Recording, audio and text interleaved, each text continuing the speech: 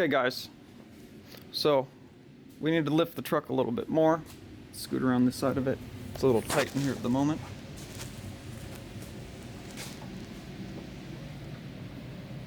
Okay, so over here, we need to lift this more.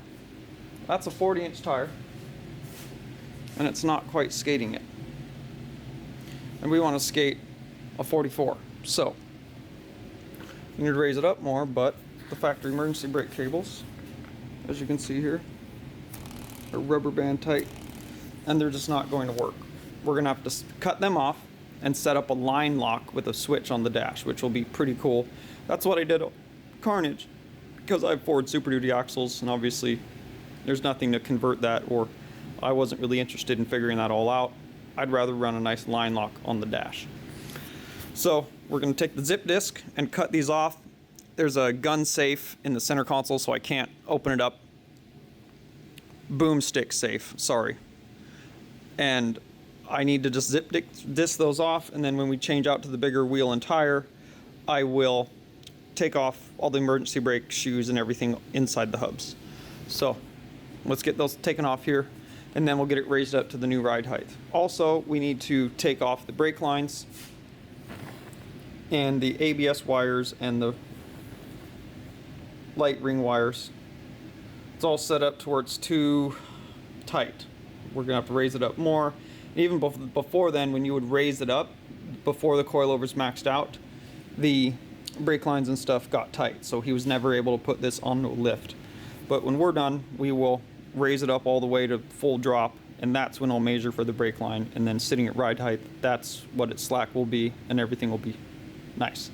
So let's go ahead and get these e-brake cables cut off and get this up to the new ride height.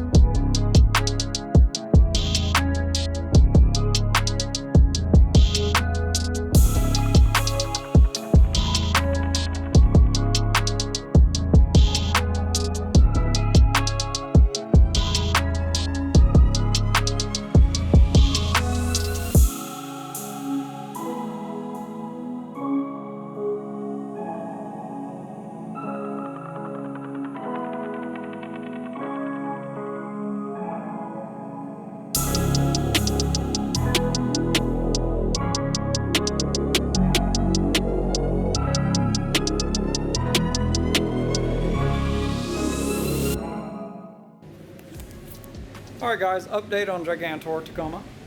We got our Cougar House Fab frame plating put in. It looks really, really good. Check it out. The next ones, I want to bring this down 3/4 of an inch so I don't have to gap weld at the top like that.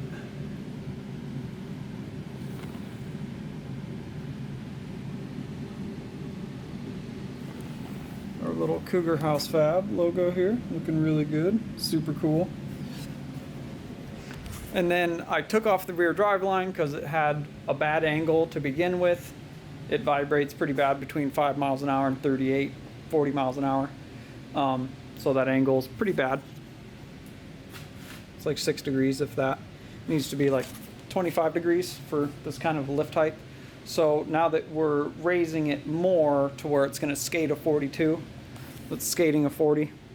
Just raise it a little bit and it'll skate a 42 for sure. It's only 1 inch taller. But looking at the truss, we need to move that up 25 degrees, so we're gonna have to cut the Plan B Fab rear axle truss off. They do beautiful work, not dogging them. It just needs to be rotated to 25 degrees, and then that truss will be re-welded on, and we'll re-powder coat the rear axle housing. And I'm also gonna add sway bar tabs and make a sway bar, relocate his air tank, get a sway bar set up here for him because it really should have one. And then also, we'll be cutting off the Plan B Fab single shock mount. We're going to be doing a coilover and a bypass. Same thing at the bottom. We'll be making a special mount down there for it. You know, they're not needed. It's going to be super stiff, but it's a lifted Toyota that's lifted really high. So you want these things to be super stiff and super stable on the roadway. So bypasses will make it quite a bit stiffer. Mainly, they look super cool. You know, to add those to each corner, if you can afford to, it's always worth it. It looks super rad, and they also perform a lot better, and it'll make your ride higher quality. And they got, you know, so many adjustments with double or triple bypasses, but we're putting 2.0 King two-way bypasses with a piggyback reservoir. It's gonna be super rad. So yeah, we're gonna have those on each corner.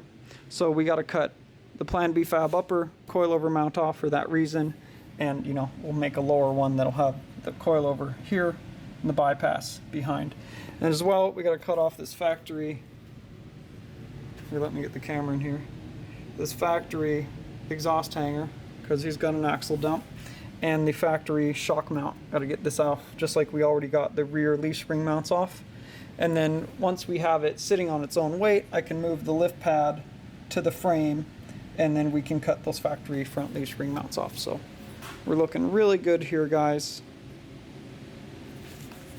All right, that's pretty much for this episode. We got the Tacoma stripped, the frame plates on. In our next episode, we'll be moving on to removing the Plan B Fab rear 4-link mount and making our Cougar House Fab frame cradle. It'll be super cool while we're waiting for our diamond axles to come. 8-week order, but they're worth it. You want something extremely custom like diamond, you got to be patient. But all right, guys, thanks for watching. I hope you guys liked this episode. Good start to Gigantor Tacoma build. Pretty excited about it.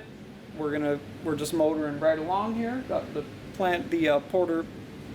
Porterbuilt, the bulletproof kit off without a hitch and shipped off. Got the frame stripped and everything ready. Got it to our new ride height. So we're ready to start fabbing the cradle. So this will be pretty cool, guys. All right, guys, I'm gonna end the video here. If you like this kind of content, like and subscribe. Let me know in the comment box if you guys want a Cougar House Fab SAS 4-link kit for your Toyota Tacoma or 4Runner or any full-size truck. Direct message me on Instagram at Cougar House Fab and follow along the daily story there that we're very active on until we get the website up and running fully. And we'll see you guys in the next episode.